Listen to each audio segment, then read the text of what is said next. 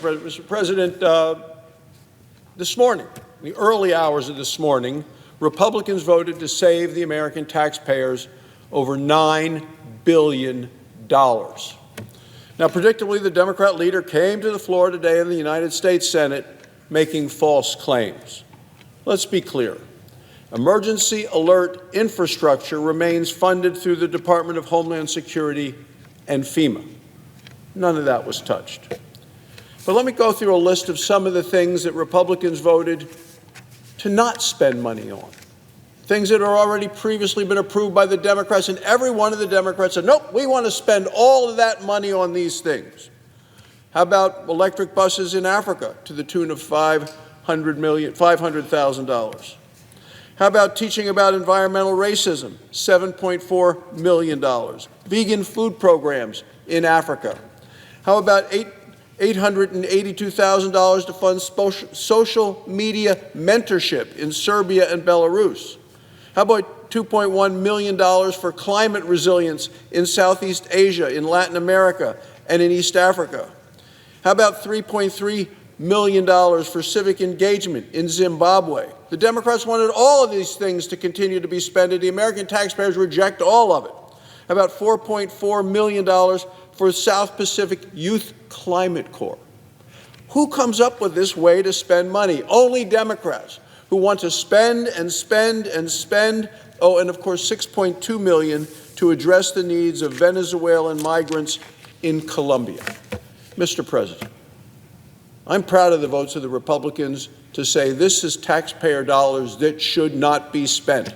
Every Democrat, every single Democrat said, keep sending the money to projects like that, keep spending that money. Last night, for the first time since 1993, we're now 2025. First time in all of that time, the Senate came and stripped out the spending by passing a bill on the United States Senate floor last night to finally say enough is enough of this kind of reckless Washington spending that the American people have rejected and that this Congress is now going to end. But, Mr. President, I come to the floor today on a different matter, and that's because earlier this month, President Trump signed into law a historic economic plan for the future of our country, an economic plan that unleashes American energy and with it American prosperity. Makes it easier to produce American energy, American oil, American natural gas, American coal, right here at home. It opens up energy production onshore, offshore, and in Alaska, all vital areas in this country and for our economy. And what does this all mean? It means lower energy prices and more savings for the American people. Wyoming is America's energy breadbasket. It's where American energy's future begins and continues. We have a long and storied history, as is your state, Mr. President, and we're going to continue that and grow it into the future. And just last Friday, Wyoming opened the first rare earth mine in America in 70 years. It's called the Brook Mine, and it's located just outside the city of Sheridan, Wyoming. Now, most Americans probably haven't heard of the Brook Mine, but we need to know about it because it's going to have a very important role, and people will feel the influence and the importance of that mine. It's going to mean a lot in terms of prices, in terms of jobs, and also for national security.